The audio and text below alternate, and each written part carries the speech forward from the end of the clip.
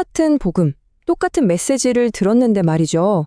왜 어떤 사람한테는 이게 인생을 바꾸는 엄청난 소식이 되고 또 다른 사람한테는 그냥 스쳐 지나가는 이야기 중 하나가 되는 걸까요? 이 신비로운 현상, 오늘 이 근본적인 질문에 답을 한번 찾아가 보려고 합니다. 이런 경험 혹시 없으신가요? 교회에서나 아니면 어떤 집회에서 내 옆자리에 앉은 사람은 막 눈물을 펑펑 쏟으면서 감동하는데 나는 아무렇지도 않을 때, 왜 이렇게 반응이 다르지? 바로 이 지점이 오늘 우리가 함께 파헤쳐 볼 이야기의 출발점입니다. 자, 이 질문에 대한 첫 번째 실마리는 바로 모두에게 보내진 초대장에서 찾을 수 있습니다. 신학적인 용어로는 이걸 일반적인 구름 또는 외적인 부름이라고 불러요. 조직신학자 웨인 그루뎀은 이 외적 부름을 아주 재미있게 설명하는데요. 마치 세상 모든 사람에게 보내진 공개 초대장 같다고 말합니다. 그러니까 몇몇 사람에게만 은밀하게 보내는 비밀 메시지가 아니라 광장에 서서 여러분! 하고 누구든 들을 수 있도록 외치는 그 복음 자체를 말하는 거죠. 그럼 이 공개 초대장 안에는 어떤 내용이 들어있을까요? 이게 아주 논리적이에요. 먼저 우리의 상태가 어떤지 진단부터 냅니다. 우리는 죄인입니다. 그리고 그 문제에 대한 유일한 처방, 바로 그리스도의 죽음과 부활을 제시하죠. 그 다음엔 우리가 뭘 해야 하는지 구체적으로 알려줘요. 회개하고 믿으십시오. 마지막으로 이 초대에 응답했을 때 받게 될 놀라운 선물, 영원한 생명을 약속합니다. 진단, 처방, 행동 요령, 그리고 약속까지 완벽한 구성 아닌가요? 마태복음의 이 말씀처럼 하나님이 보내시는 이 초대장은 그냥 해보는 말이 아니에요. 진심이 담겨 있습니다.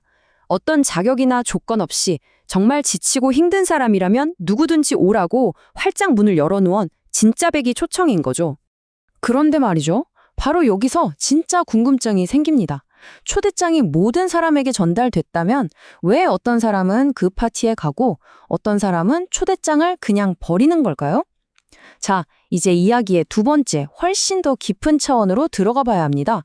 바로 유효한 부르심이라는 개념이에요. 그루뎀은 이 유효한 부르심을 이렇게 정의합니다.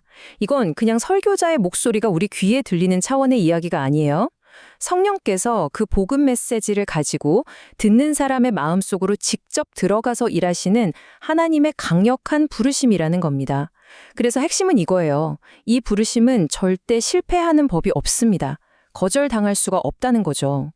자, 이 표를 보시면 두 부르심의 차이가 한눈에 확 들어오죠? 한번 보세요. 외적 부름은 말씀을 전하는 사람이 주체인데 유효한 부르심은 하나님이 직접 주체이십니다. 대상도 다르죠? 외적 부름은 복음을 듣는 모든 사람이지만 유효한 부르심은 선택된 자들에게만 해당돼요.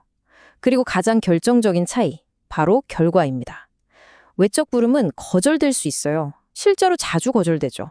하지만 유효한 부르심은 언제나 반드시 믿음이라는 결과로 이어집니다.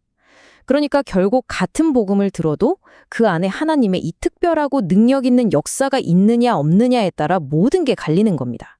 성경은 이 유효한 부르심이 실제로 어떻게 작동하는지 아주 생생하게 보여줍니다. 자주 옥감 장수였던 루디아, 바울이 전하는 복음, 즉 외적 부름을 듣고 있었어요. 그런데 성경은 그녀가 믿게 된 이유를 루디아가 똑똑해서, 그녀가 결단해서 라고 말하지 않아요. 정확히 이렇게 기록하죠.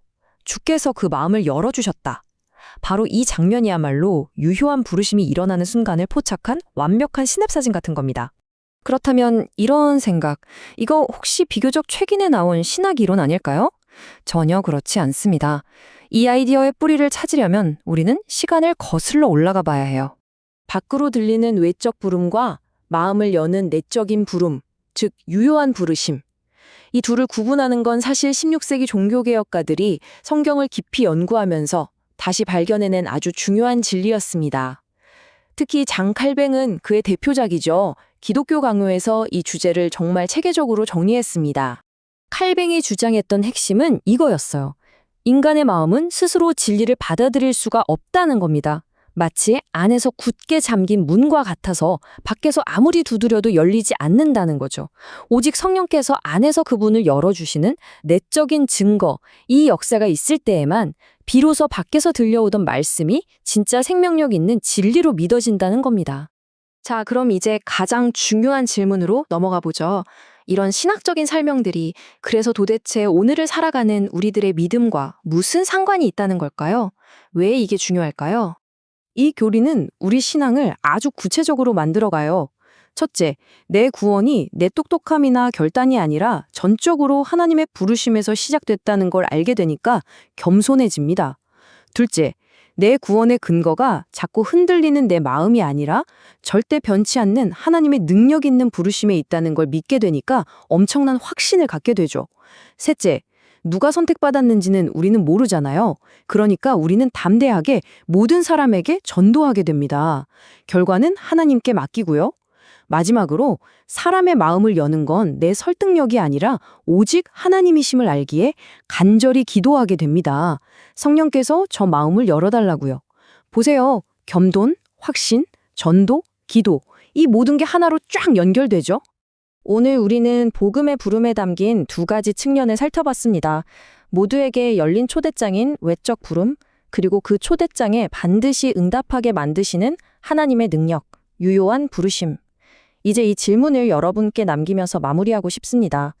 내 믿음의 출발점이 내가 한 결단이 아니라 나를 향한 하나님의 주권적인 부르심이라는 이 사실을 정말 온전히 받아들인다면 앞으로 여러분이 걸어갈 신앙의 여정은 어떻게 달라질까요?